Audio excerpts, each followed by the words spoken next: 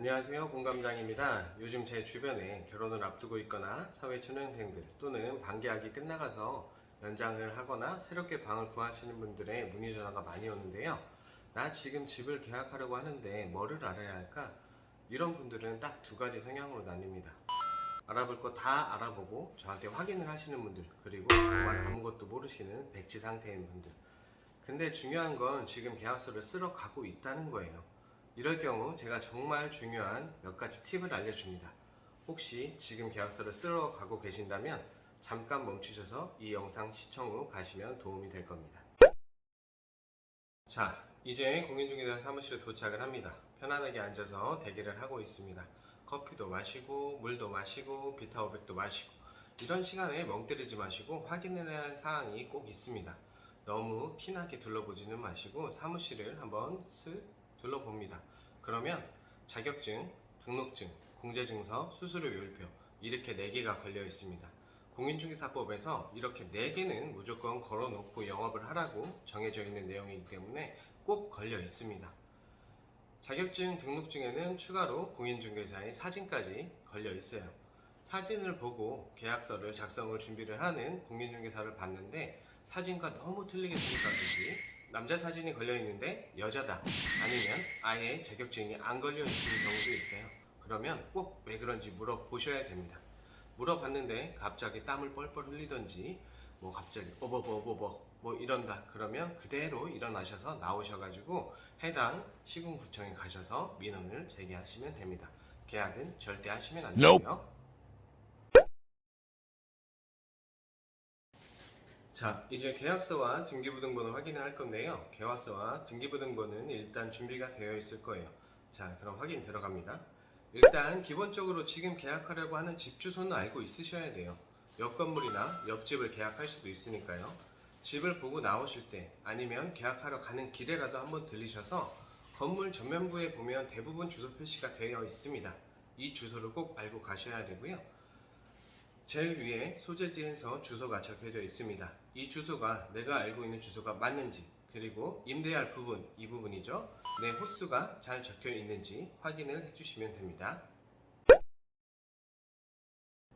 그 다음 밑으로 내려가면 보증금, 계약금, 잔금란이 있습니다. 예를 들어서 전세 1억을 계약한다고 하면 보증금에 1억 원이 적혀 있을 거고요. 계약서에 1천만 원, 통상 10%를 계약금으로 하니까요. 그리고 잔금 9천만 원이 적혀 있을 거예요. 잔금은 보증금에서 계약금을 뺀 금액입니다. 그리고 중요한 이 잔금일, 잔금일은 본인이 이사를 가시는 날짜를 말하시는 거고요. 잔금일에 잔금을 지급하고 이사를 하시면 됩니다. 그 다음 밑에 칸을 보시면 어려운 문자들이 많이 있습니다. 제2조, 3조부터 해서 제9조까지 이런 건 지금은 크게 신경 쓰시면 안 돼요. 알아도 지키셔야 하고 모르셔도 지켜야 될 미법적인 사항이 들어가 있습니다. 지금은 급한 상황이기 때문에 이런 걸 보다가 나태해져서 나중에 정말 중요한 거를 대충대충 넘어가는 경우가 생기니까요. 이 사항은 계약 전, 저는 전을 추천을 드리지만 전후에 꼭 본인이 확인하시는 것을 추천을 드립니다.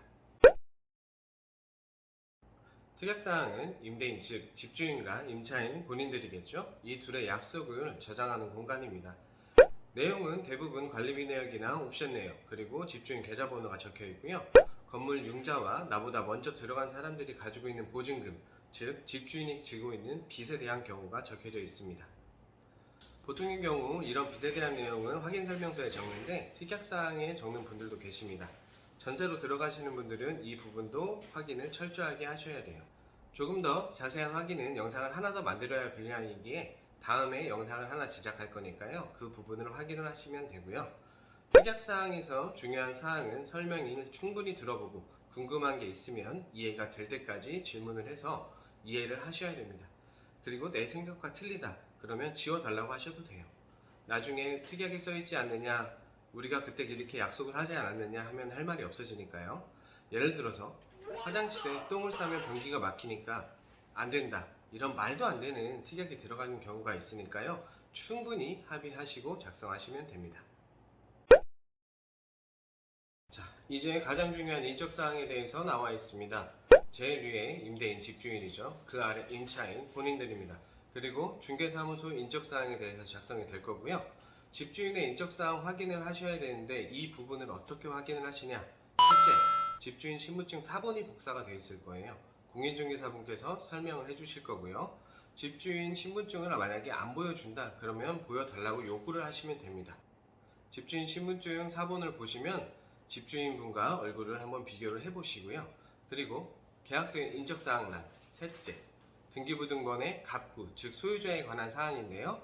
이 부분에 나오는 세 곳의 이름이 똑같은지 꼭 확인을 하셔야 되고요.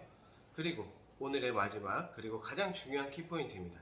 특약사항에 있는 집주인 계좌번호의 이름과 앞서 확인한 세 군데의 이름이 똑같은지 확인을 하셔야 돼요. 이게 틀리시면 절대 입금을 하시면 안 됩니다. 사기일 확률이 높아요. 만약 이게 틀리다면 이번에는 그대로 경찰서로 가셔도 됩니다. 오늘은 일단 급하게 계약서를 작성하러 가는 도중에 알아야 되는 기본적인 것들에 대해서 말씀을 드렸는데요. 전월세 계약을 하실 때에는 전재산이 들어갈 수도 있고 일단 내 돈이 들어가는 거기 때문에 설령 박은 못 구한다고 하시더라도 제대로 알아보고 계약하시는 것을 추천을 드리고요. 오늘 이 방송 이후에 제가 계속해서 전세계약시 주의사항, 월세계약시 주의사항 등 여러분이 집을 구하시면서 어려웠던 곤란했던 것에 대해서 영상을 준비를 할 거예요. 그 영상도 많이 시청해 주시고요. 오늘 이 영상이 도움이 되셨다면 좋아요와 구독, 알림 설정 부탁드립니다. 오늘 영상 끝!